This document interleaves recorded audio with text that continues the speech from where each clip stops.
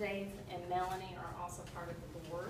So if you have any questions that you, or any comments during or after the meeting, please seek us out. I don't know if anyone from the Glendover board is here, Glendover Neighborhood Association. Looks like they weren't able to make it. Dave informed us that tonight is Big Blue Madness. We didn't know that this was the only night that this venue was available. I think I'm right on that. Yeah, that could definitely impact. Yeah, big X on our so tonight we just wanted to offer an opportunity for you all to voice your concerns and to have an opportunity to directly speak to the Sheriff's Office and the Police Department since they're here. We want to, of course, promote collaboration with the groups, and then you just have the opportunity to just communicate directly with them tonight and have them share with you some of where the Sheriff's Office responsibilities begin and end, and how that correlates with the police. Lieutenant Lowe is also going to speak specifically to our neighborhood. He's there in the back. So I think we'll start off with Sheriff Witt, your group. I thought If you wouldn't mind. Love might want to go first, because I know that that's probably where the interest lies. But I appreciate the opportunity to come before you all tonight. The Sheriff's Office is your Sheriff's Office. We want to make sure that we're connected with every neighborhood association and be good stewards and good partners with you. This is Chief Deputy Joe Monica. He is a valued member of our command staff. Been with us for 20 years. He's been serving this community for 20 years, all at the Sheriff's Office. I'm going to ask him just to give you a brief overview of what we do, which is different. It's similar, but it's very different than what the Division of Police does. Okay, I appreciate the opportunity to come talk to you all. We are different from the police department, but I'll give you an overview of what we do in our office. We mostly work for the courts, court orders and stuff like that, but I'll give you an overview of what the divisions in our office. We obviously secure the courthouses, the circuit and district court, and in those courthouses we have people we call our frontline defense to check the bags and check your metal detectors, and people walk through, so we keep not only patrons safe like you all, but everybody safe. So in the courthouses we have probably 15 judges a day that's on the bench. So we provide security for the judges, and on most occasions we have at least 2 in the courtroom. So it is very important that we keep our judges safe and control the courtroom, again, not only for your all's safety, but for the defendant's safety as well as the judges, so everybody's safe. And I know she's a very humble sheriff, but I'm not in the court security division. I'm actually in the field operations, but our court security staff, I would put up anybody in the country. We're as good as anybody in the country. I know she's humble and won't say that, but I'm not even, like I said, I'm not even in that division, but I can tell you, they are fantastic, and it's a safe environment. They do a great job. Like I said, 15 courts a day, all day long. They make arrests in the courtrooms, as well as serving as the control factor in the courtroom. We also have, we do a lot in domestic violence. We have a domestic violence division in which we do all kinds of jobs. We have a person that monitors the court orders, some anger management orders for defendants and respondents, and we actually have people that monitor these people and make sure they do what they're supposed to do in the court system and do their classes and different types of stuff like that. We also have people who go to court each day for victims, advocate for victims, and such as take pictures. I mean, they do all kinds of stuff. We also have people, we have a deputy that I would say shadows victims. So she goes to their houses, she provides safety tips, safety plans on staying safe. If she's in she or he is in a rough relationship or pretty tough situation, she goes in and shows tips such as keeping your windows locked, having an extra bag safe, you know, where you only know where it is. And she does a great job. I mean, we do welfare checks, all kinds of different things with the victims. Also, in another division is the field operations division, which I'm the commander in, and that's where you see us out in the streets. We're, you know, serving subpoenas, serving warrants, serving domestic violence documents, checking on sex offenders, and I think Joshua has passed out. The sex offenders is probably close to your precinct. We also we provide we do welfare checks on homes. We do funerals. We've taken that on. The city could no longer do that because of staffing, and you know it makes good sense. And sheriff again steps up, and we've done a really good job with the funerals. Our office really takes pride in doing the funeral escorts. Also, we have a fugitive extradition unit. I don't know if y'all know what that means. Fugitive extradition: person commits a crime, flees the county, and when they flee the county, the warrant's issued. Then we put them in a National Crime Information Center database. It's a database that goes all throughout the country. That country, I mean, if someone, say, gets stopped in Nicholasville, and officers out with that person, they run the ID, they see, hey, they're wanted out of Lexington. They arrest them, put them in jail, and we go get them. But we also do it all across the country. I mean, if a person in, say, Los Angeles gets pulled over, it's got a felony warrant, that we have to extradite them back. They get arrested, there's an extradition process that goes on, and once that extradition process is over, we fly out, bring them back. That's so all the victims that is a victim gets, you know, their voice gets heard. So we do a really good job with that as well. The sex offender compliance unit, we have 2 guys full-time doing that, but we also have 2 or 3 others that participate in it. And we go face-to-face every day with these sex offenders to make sure, hey, you're doing what you're supposed to do, make sure you're living where you're supposed to live. And that's another good division that we have come up with that works really good. These offenders know our names because we see them quite a bit, and you know they're pretty hospitable as far as letting us come in their house and making sure you know everything looks the way it's supposed to look, and they don't know when we're coming. So it's a really good piece there. Also, we have a warrants division. That's right along with the fugitive extradition unit, where we have a unit that goes out and serves warrants and again tries to put people in jail. We have a communication center. That's our people that has, you go in that office and there's probably 70 cameras. That's all around the courthouse, every courtroom, every hallway. And so we have a person that watches these monitors all 24/7. So, and then we also have a dispatcher who dispatches our calls, to our calls and we call into, and she or he is our lifeline. So, I don't guess you want to talk about the process because it deals in with the taxes. These guys, they always give a really good overview, and I always like to let them start, but they always leave the tax issue for me to explain because we all like to talk about taxes.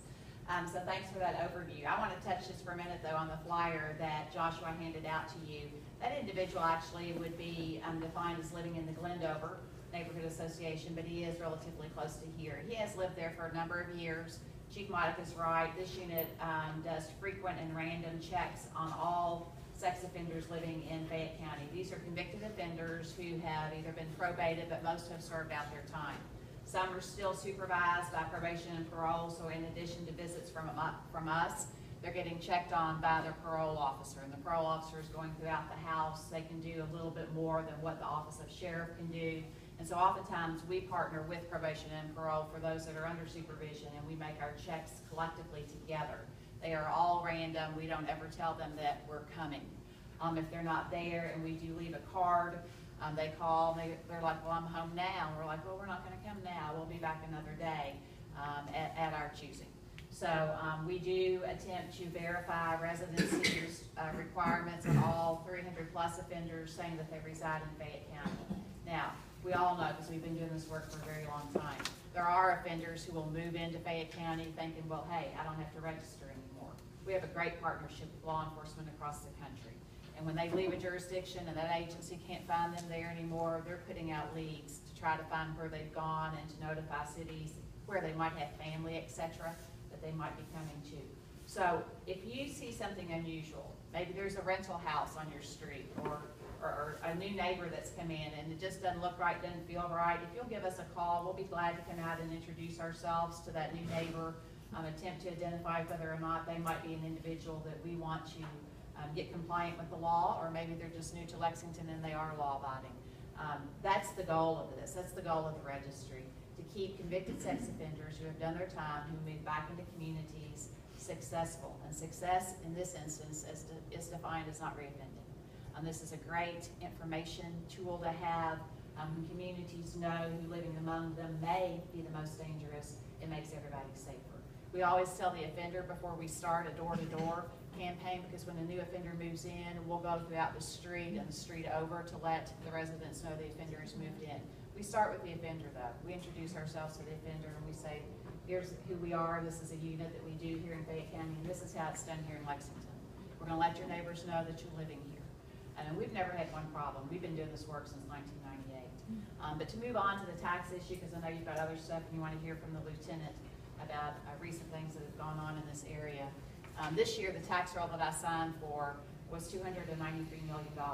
Last year, the tax roll was $283 million. The year before that, it was just a little bit above 270. So we just finished our most recent audit on that $283 million. We're waiting for the written documentation from the Auditor of Public Accounts to come back. But the verbal word, of course, is, of course, you balance to zero again. So in the year prior, we had taken in over 270 million tax dollars, which we do not get to keep. It's not what runs the Office of Sheriff budget. We run on a very small budget because we're fee-based. I had that question asked one time. I'm like, 270 million really at the Sheriff's Office? Really? Yeah, but it's distributed. Most of it, of course, goes to the school district. But we took in 270 million in less than 6 months, and we did balance and distribute to zero. So that is phenomenal. That is a credit to that staff that works that job day in and day out, and how serious they take their jobs. Joshua is our community outreach coordinator. I want him just to spend a couple of minutes and tell you about a project that he's going to oversee here starting in November to see maybe if your association might want to be involved in it. Joshua. Absolutely. Thank you, Sheriff Witt and Chief Deputy Monica. Thank you for having us here. Sheriff mentioned this program that we have going underway that we call the Winter Care Coat and Blanket Drive. And we're really excited to announce that yet again we're bringing it back this year. You may or may not remember the polar vortexes that have become commonplace, it seems, here in the region. And I don't think they're going away. I think they're coming right back. And so we want to do everything we can to prepare for that. We take service of the people of Fayette County seriously in our office, as well as protection, but we want to serve as much first as possible. And we think a great way to do that is to take care of perhaps those who are most in need in the cold months. And so through the Coat and Blanket Drive, what we have is anybody, organizations, people, associations, donate as many coats, blankets, winter garments as possible. We take them in and then we distribute them to anyone who's in need. Last year, I believe we had over 2,000 go out into the community, and so it's a phenomenal program. And so we will have drop-off centers located around Lexington. And if you follow our website soon, we'll have more specific logistics on how those will happen, where they'll be. But when you donate your stuff, we take it in, we collect it, we get it dry cleaned. Then once we have a need for it, we get rid of it. We're not picky, we don't ask questions, we just want to take care of the people here in Fayette County. The only way we can do that, though, is by sufficient donations being made. And so we 100% rely on that, and the community follows through every single time. And so we're here to ask that perhaps this year you go through your closets, any ways, any resources you have to maybe find coats, blankets that you don't need, that you're not using, or you just want to give, and bring them to the Office of Sheriff or to any of our drop-off centers. We'll take them and we'll put them to use. As an association, we have several community partners who come together to participate as an organization. They might put a drive together themselves. Businesses will do dress down days, anything like that to help. They might collect within an organization, have one drop-off center to then take all to us at once. However, you as an association would be interested in partnering with us. We're real blessed to have that opportunity. So please follow the website. Any communication we do regarding it, it is going through as long as it's cold. We say pretty much to the end of February, but as long as our people here need it, we're gonna supply them with codes. And so if you have questions, check out the website, contact our office. Our contact information is on the flyer here, and it's the same just for all the office. So please reach out to us if you have any questions. Lastly, though, it's just as important. We need donations, but we also need to know if you or someone you know needs assistance, let us know. We will not hesitate to help however we can. So again, any questions, don't hesitate to contact us. And thank you in advance for partnering with us for the Code and Blanket Drive. Thanks, Josh. Last thing I'll mention is the med return box located at the Office of Sheriff. I know Division of Police also has one. We have ours on the second floor where you come and get your carry and concealed license, or where you come and pay your property taxes. If you have medications in your medicine cabinets throughout your home, if you have pet medications that are expired or that you don't need anymore, we're happy to take them off your hands. I know Division of Police is as well. We want to get them out of your home. We want to help get them destroyed safely for our environment. But it's a great crime prevention tool. I'm sure Lieutenant Lowe might mention it. If it's inconvenient to come down and bring them down to us with our deputies working districts throughout Lexington, we're happy to dispatch them out to pick them up for you. So we want to make it as easy as possible for you. So again, I want to thank you for your time. I'll be glad to take a question or two, and then I'll talk for a minute about our relationship with Division of Police. Anybody have any questions? Yeah, you brought about the coats. Trees last year did get about 30 coats to drop off at our house. And we bring them down to you all, where do we go, who pays parking? We'll pay parking. I'll pay your parking to pay your paying your property tax too, or picking up your carry and I put conceal. that in the mail. We'll be glad to pay your parking. If it's inconvenient to bring them down, we'll be glad to pick them up. Okay, Give your where are receipt you? whenever you want. We're in the Fayette District Courthouse. That's the courthouse in the middle of the three at 150 North Limestone. The main office is on the second floor, room 265. Okay, and then you'll somebody come out, you always coach. Absolutely. Be delighted, and thank you very much. Thanks. Anybody else? Yes, ma'am? Is this the only registered sex offender in our? In your area. There's a lot of ways to stay informed about that. You can go to the website, sign up to get emails within a mile radius of your particular house. You can dial, there's a module in the Vine system. You can dial an 800 number, get signed up for a zip code notification. So there's lots of ways to get notified without always having to go and look every single day. So I encourage you to go to the website and take a look at that. Okay, so yes. Question about that too. Are there restrictions in terms of proximity to schools, since we have Sure. Glendover elementary? Right. There are a couple of different classifications of sex offenders as defined by Kentucky law. When we passed our first version in 1998, everybody fell under the same prohibition if they were convicted sex offenders. They could not live within 1,000 feet of a public school, a licensed daycare, or a publicly owned playground. And I said public school, but private schools were included in that as well. Universities are not. Then the Supreme Court reviewed it. There was an offender in Northern Kentucky who filed suit against it and said, hey, you know, I've already had my punishment imposed upon me. This isn't fair to me. And the Supreme Court ruled that it was not. So now we have two different classifications of offenders. Those who committed, that's committed their offense, not convicted of, but committed their offense prior to the year 2006, before the law went into effect, this version of the law, and those who committed their offense post-2006. So those posts are required to play by this prohibition rule. The ones pre or not. Have I got that right? Yeah. Okay. So I'm glad you brought that. It's a really good question, because we get calls all the time. It's 500 feet from the school. Why is he allowed, or why is she allowed to live there? And we go and review the case file, and we find out when the offense was committed. I'm able to better explain it. The website probably doesn't delve into it that deep, but that's why. Okay. We have a great relationship with Division of Police, and I have a great relationship with Lieutenant Lowe, so I'm really glad he's here tonight. Division of Police, because of our merger and our charter, they are your keepers of peace out in the community. We have the same law enforcement authority, but they're charged, based on the charter, with keeping the peace here in Lexington. Chief Basson and I have a very strong, committed, and very intentional relationship, and we both are intentional about relationships, and we work very well with them. They do a great job. We compliment the work that they do. And here in Lexington, I think you have a seamless delivery of law enforcement service. So I did your introduction. I hope that was okay. Thank you, yes, Lieutenant thank Love. you. I appreciate it.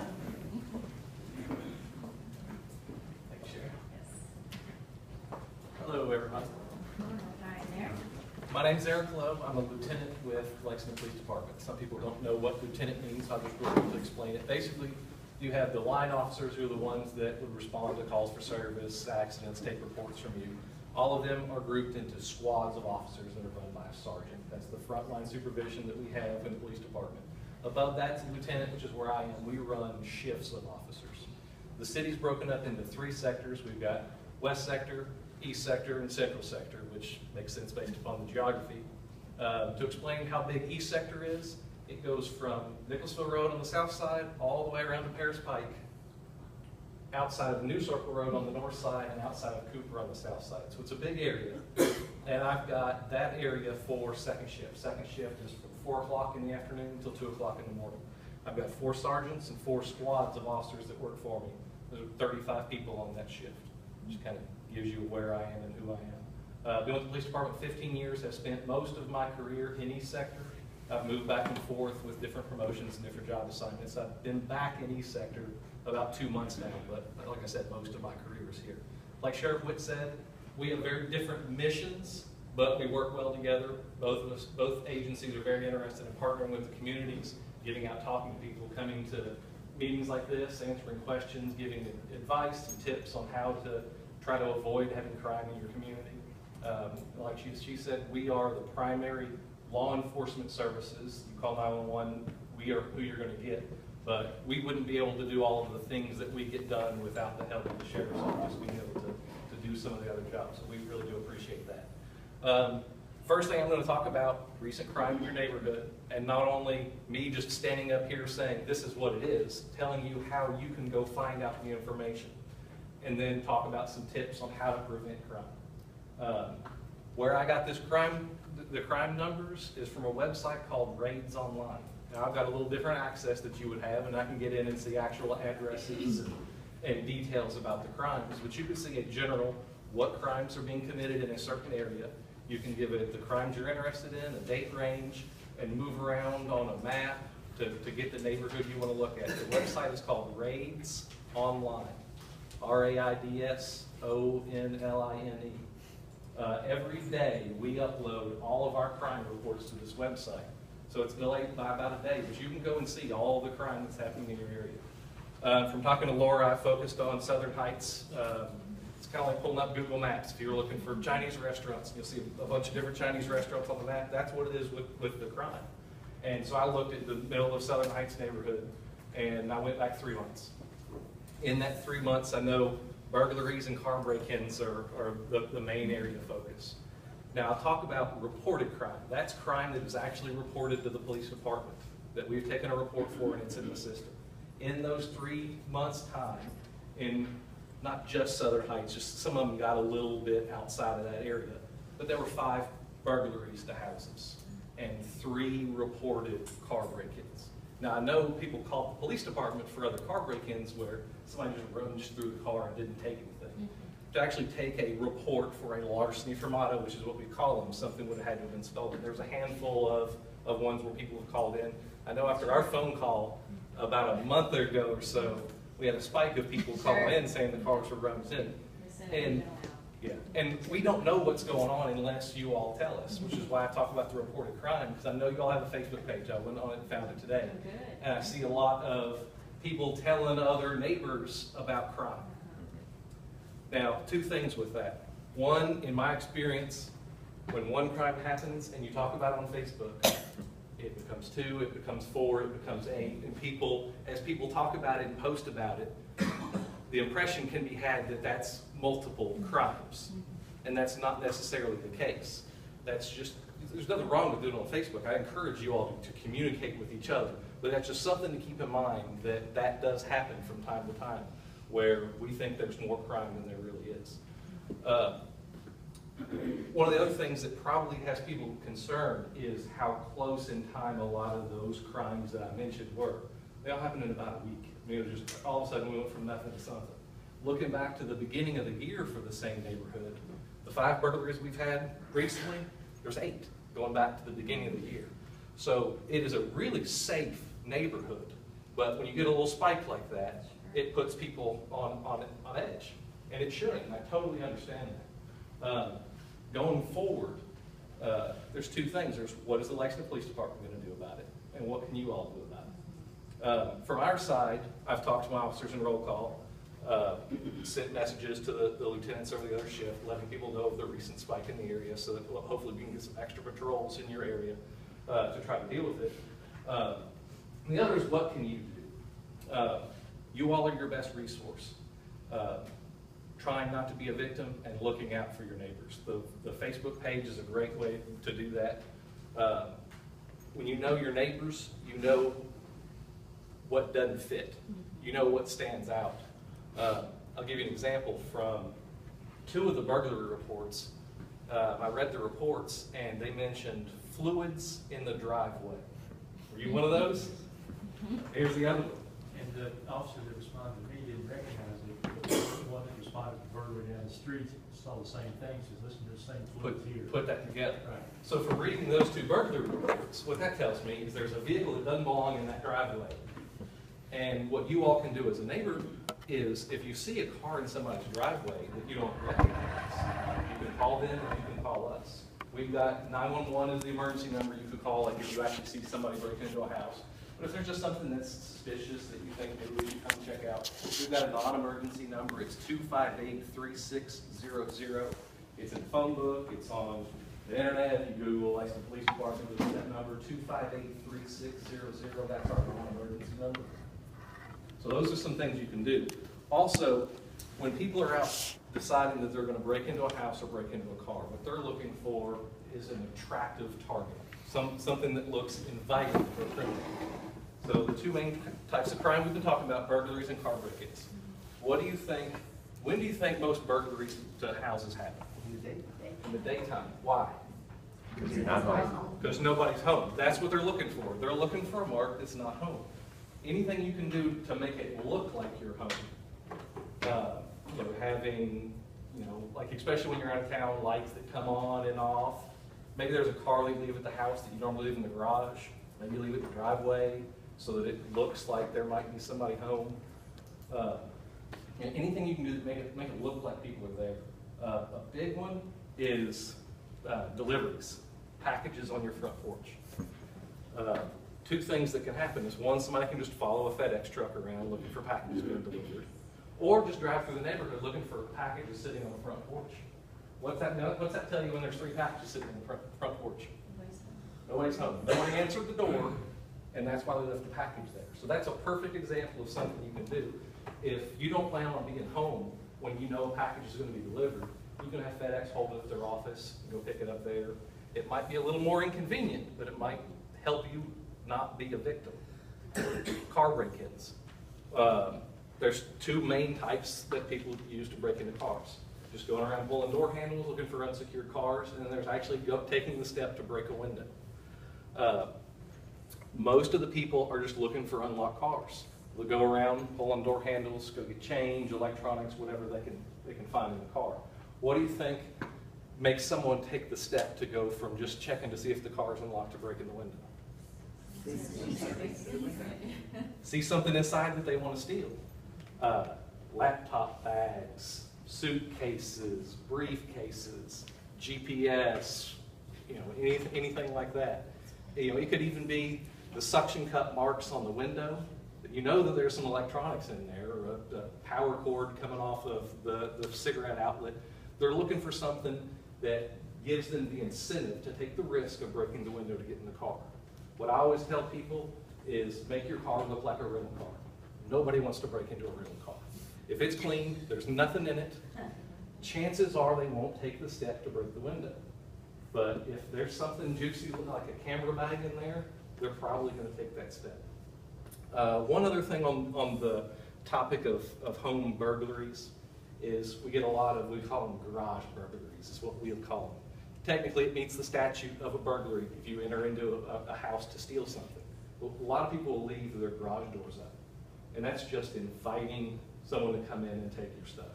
Come in and take weed eaters, chainsaws, lawn mowers, golf clubs, could take anything you want, or anything that you leave out that for them to take. Back when I was a kid, we were always told, put your social security number on everything of value so that if you were to find your property, you could identify it as yours. I don't suggest that. Please don't put your social security number on stuff. But there is definitely one perfect thing that you could put on property that might get up and walk away in a criminal's hands: your phone number. I worked for about 1.5 years in a unit that was responsible for car break-ins. So it's a topic I know a lot about and have worked a lot with them. Nothing was more frustrating to me to find a guy that I know is a criminal. He's in a car that's full of stuff that I know is stolen, and I don't know whose it is. And I try everything I can to run the serial numbers. Nobody knows their serial numbers. 99% of people don't know a single serial number. If you write those down, that'd be great.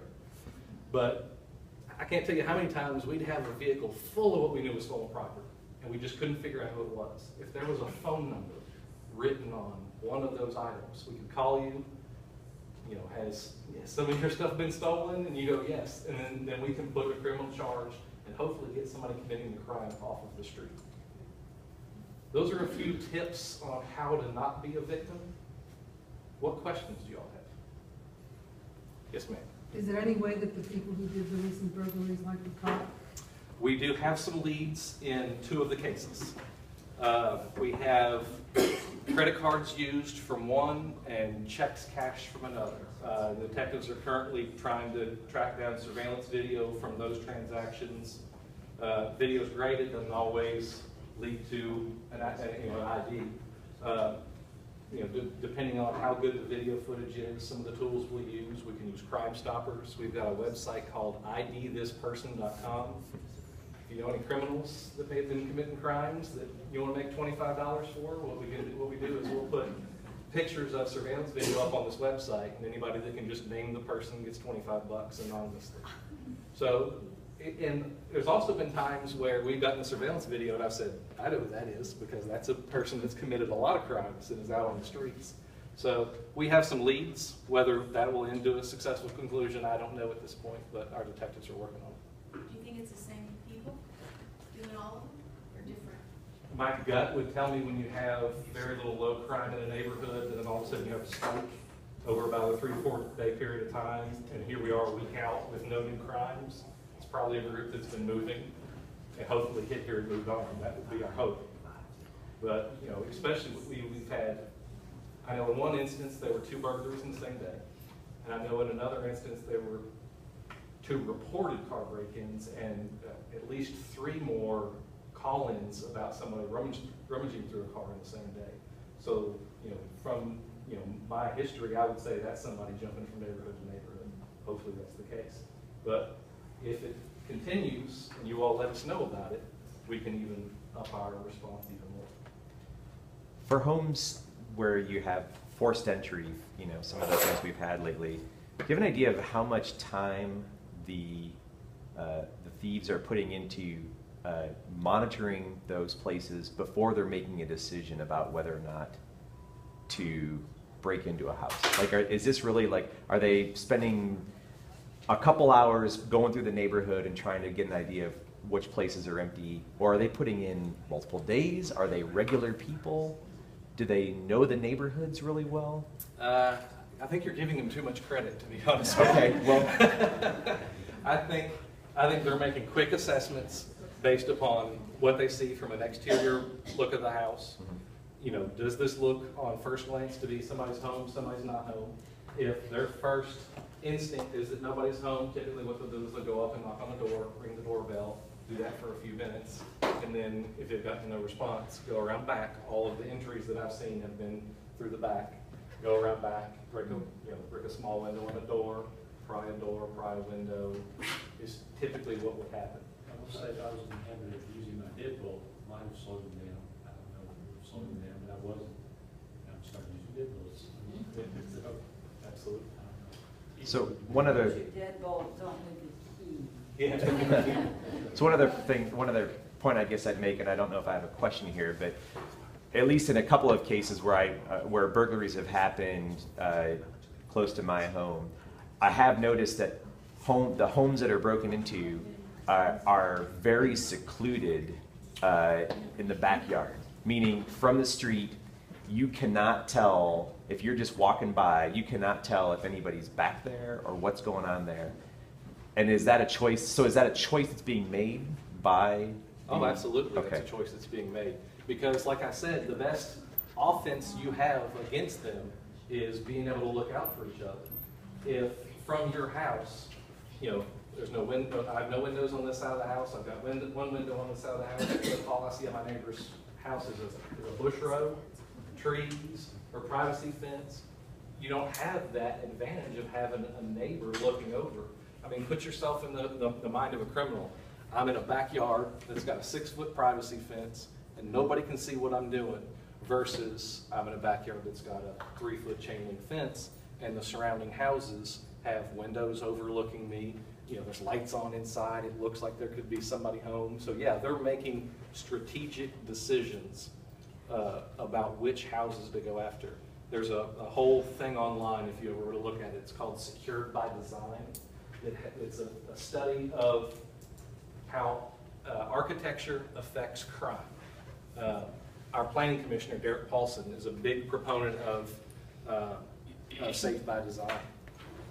So absolutely, they're definitely making strategic decisions. Is it worth leaving a radio or a TV on during the day? Don't have someone at home? I mean, like I said, anything that could make it look like somebody's home. Like you said, if somebody's coming up and knocking on the front doors, if somebody will answer, and hear a TV or a radio in the background, maybe Definitely. it would slow them down. What about alarm systems? Is that what we need to do? Well, I mean, alarm systems are good. The best thing about an alarm system is fire. Is, you know, if there's, you know, there's a fire in your house in the middle of the night and it picks up the smoke and immediately is called 911. The delay in the alarm, going to the alarm system, them calling you, asking if you're okay, you saying no, them calling the police, that delay makes it difficult for us to get there in time. But the sign about it, that we have an alarm could act as a deterrent, that maybe we don't break into that house. Even if there's not an alarm there, the sign could be a deterrent. Is there any common denominators, like in that house, is the trash and 5 burglaries, did any of them have security signs, did any of them have dogs, was there any commonalities there? That, I don't know, there wasn't anything, I didn't investigate any of the crimes or go to the scene, I just have looked at the reports in our computer system. I couldn't answer that question, but maybe some of the people in the room that were victims did. Interesting about that. I didn't I'm curious what it was. Well, do you don't have? Our neighbors. Yes, ma'am. Break it. They had. I'm alone at home during the day, and my front door has a lot of glass, so it's real easy to see in and out. And sometimes the doorbell will ring, and I'll go down. I'm not very close to the door. I think I'm not very visible, and I'll look and see, and it's a male. I don't know who he is, and I just choose not to answer the door. But now you're making me think, you know, so he could come around the back and break in. What do you recommend that a person do in that kind of a circumstance? I would recommend you let them know someone's home, but not answer the door. That's what I do. I raise the blinds and make them talk to me through the door and say, can I hear you? Do you need anybody to do, can you hear me? Do you need anybody to do the yard? And I say, we have some. I always say, we have someone, thank you. That's it. Yeah, I mean, just, you know, it could be raising the blinds, turning the light on, just do something that lets them know that this home is occupied, but I wouldn't answer the door for a stranger. And I like your point about we. I always say we. Yeah, go get a pair of muddy work boots and put them on the front porch. It's me and the cat, but it's we. You gonna write that one down? I have a question. Yeah. To get to that. You're real quick. Dog bowl, muddy boots. I mean, if you're home alone, those are things that give someone the impression that there might be somebody there that they don't want to fool with, even if you don't really have the thing. But a dog bowl and a pair of muddy boots, big bowl. So a dog in the house is a deterrent. Absolutely, a dog in the house is a deterrent. Okay. But like I talked about the alarm sign, a dog bowl may do the same effect that a dog does, but not as dirty. Man. Yeah, our neighborhood's been pretty stable for years and years. I've lived on the homeless since I was a kid. But in recent years, we've had some construction. A lot of subcontractors work to Homer and Shady Lane meet up around the hill. I've heard that when you have subcontractors and construction construction going in a neighborhood, sometimes you have a parallel crime rate. Is that true? Is that any factor within this? I don't have anything that would factually support that. It wouldn't surprise me, but Those people are there every day, and they're kind of, in effect, they have a wonderful opportunity to case the neighborhood, because they're there enough days that they can see who's coming and who's going. And in fact, my neighbor next door is having construction done. She's having a very reputable company and reputable subs. But they were concerned and called the police because they had seen a truck around recently, and it wasn't any of their people. And they called it, the truck left before the police would come. But they didn't want to be blamed because they're reputable people. sure. I got two things. One is, if somebody opens up the car door, it's unlocked, and they create a crime at 3 o'clock in the morning. It would depend on where your car was. Okay, If, two scenarios, on the street is one, and the other one's in your driveway around back. on the driveway around back, definitely they have committed a criminal trespass. On the street, that would probably be a court interpretation. I can't see if nothing was stolen. Really would be real surprised if we could get a trespass in a vehicle through our court system. Now, okay, they open up your car door, you see them out there doing it, or you see the neighbor, what do? You just call the cops? Absolutely. Okay. Yeah, I mean, that's usually how they break, because we'll have, a large number of, car break-ins that'll break all from one lucky contact that a patrol officer has with this suspect. Like I mentioned, the car full of stolen property. Then we find the one thing that leads us back to the stolen property. I had one, it was a truck full of stolen property. There wasn't a serial number in NCIC, there wasn't anything in that entire thing, except for in a golf bag, there was a receipt for a round of golf in South Carolina. I talked to the golf course in South Carolina, and we went back, and it was like it was a 3-year-old receipt, maybe 2 or 3 years old. They went back through their records, figured out whose round of golf it was, got the name. I looked the name up in our system, called him, and asked him if he had any golf clubs stolen. He said, "No, my golf clubs are in the garage." I said, "Could you go look?" And he went out to his garage, and his golf clubs were gone. Yeah. If the phone number was on it, that would have saved a lot of time. But that was an instance where we were able to place a criminal charge on that person and interview them and end up clearing a bunch of crimes. So, you absolutely call the police, because that's how we break the cases. So so someone's in our driveway and we're in our car and we see them, what is the response time? So if I call you and this guy is carrying my laptop out of my car and I, see him, I'm not gonna go outside, I'm terrified, what if he shoots me? But how fast can the police get there? Depends on a whole lot of factors. Can you call your office, Sheriff? Because there might be situations in a Shell station involved. Can you call your office? You're gonna get a faster response when you dial 911, and the dispatcher, it really, I think, will play a key role in this. You can always call my office, but just laying the scenario out. The dispatcher will know how many calls are backed up or how many officers are or aren't available, and oftentimes our dispatchers are talking to each other. And our staff, on a reverse kind of call, may say, call Lexington Police and see if you can get somebody quicker than us, and they may from time to time do that as well.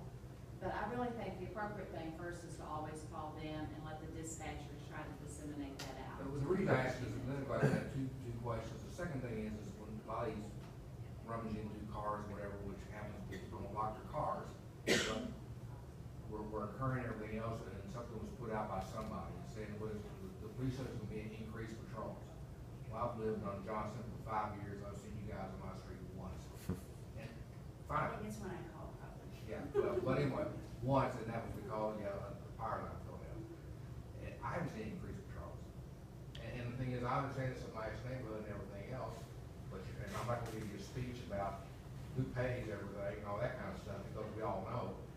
And that's why I asked you, can you call your office, because there's a lot of senior citizens and widows and widowers in this neighborhood, in our area, which is near Laurel, we watch after them. But some of these things are happening. I I don't want somebody like me, be a deputy dog, get involved in something that quite frankly might be in over my head. But if I see him breaking into somebody's car, I'm not gonna sit back and, wait forever for somebody to wait for, I think, a Shell station, because it happens, you know, so often. That's why I'm bringing it up, because I heard increased patrol, but I haven't seen it. You know, and I think part of your job is peace of mind. Absolutely it is. And peace of mind is, you know, besides up here by Glendover, which is important in school, bebopping around in a marked car. I'll bring it up again in roll calls to make sure that, Two cents worth. to make sure that they know. I mean, we've put in the extra patrols, and I'll talk about it in roll call some more. You asked about response time. It really depends on what else is going on in the city. You know, when the call comes in, I know your call is the most important call to you. I know that absolutely. But we have to prioritize, and we would prioritize domestic violence and progress higher than someone breaking into a car. It's just how it has to be. But So- we'll get there as soon as we can. So my remembering of like the car break-in issue around here, and this has been going on for years now, is not people breaking in to steal electronics and laptops. Primarily, and maybe almost exclusively, it's people looking for change, for money. We've had maybe some checks taken out of a glove compartment. And these aren't like, this isn't somebody going and breaking into one car and then leaving. They're on a circuit. And so if you see somebody going through a car, your first bet should be call the police, because they're not gonna stop at your car. They're gonna go to the next one, and then the next one, and the next one. So even if it takes 5 to 10 minutes, or maybe even longer for a response, it's very likely that, well, I don't say very likely, but there's a good chance we're gonna catch them. To respond to your question again, of course, you can always call our office. I'll mention to the chief that this came up. Chief Monica and I will talk to our staff about being more intentional about being in neighborhoods more and more. If they've got papers to serve over here, but they don't have any to serve here, but they've got papers over here, to drive through the neighborhood rather than the main drag, and to be more visible in that respect as well. Yes, ma'am. Do you think, because we've had an increase in, with all the construction, an increase in traffic going through our neighborhood, do you think there's any correlation with that?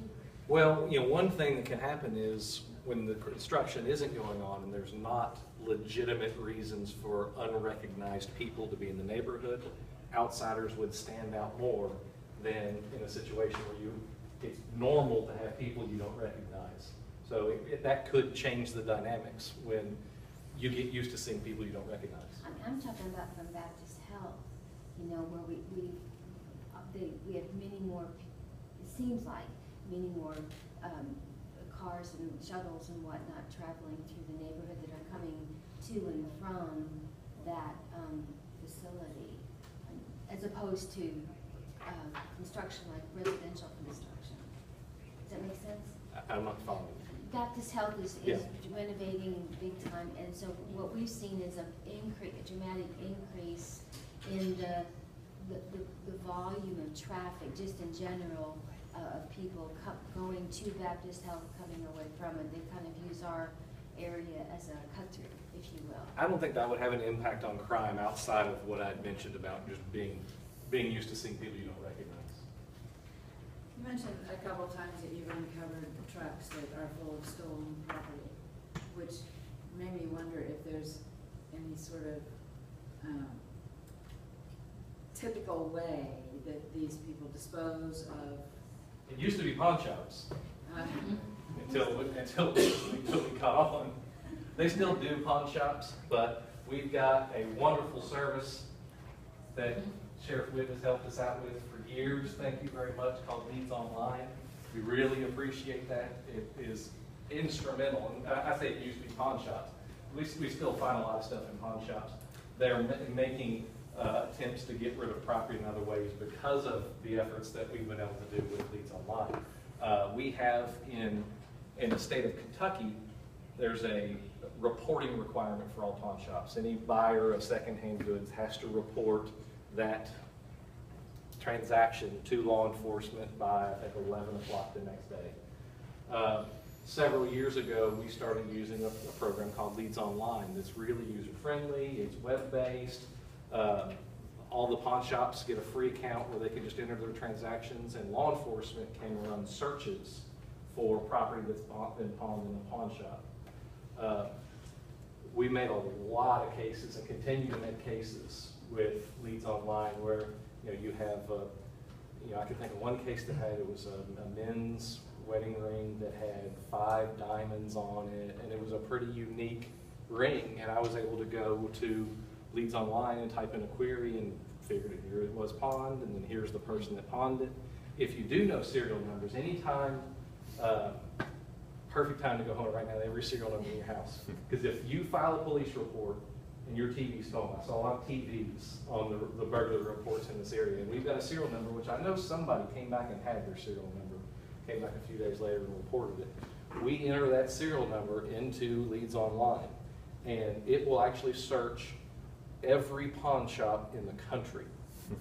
And if that thing gets pawned anywhere, we'll get an email notification that stolen property was pawned. Is that, are you, just the police have access to that, or is it? I don't think there's any public access to it, do you, Sheriff? I think it's, I mean. Now you brought that up, now you created a bunch of work for me when I get home. Good. Where do you find this on a flat panel TV set, which everybody's, that's a big thing right now. Where do you find the serial number? On the back of it, there's usually a sticker. Of course. Okay. Yeah, it'll be the sticker that has how many, AC voltage and all that stuff.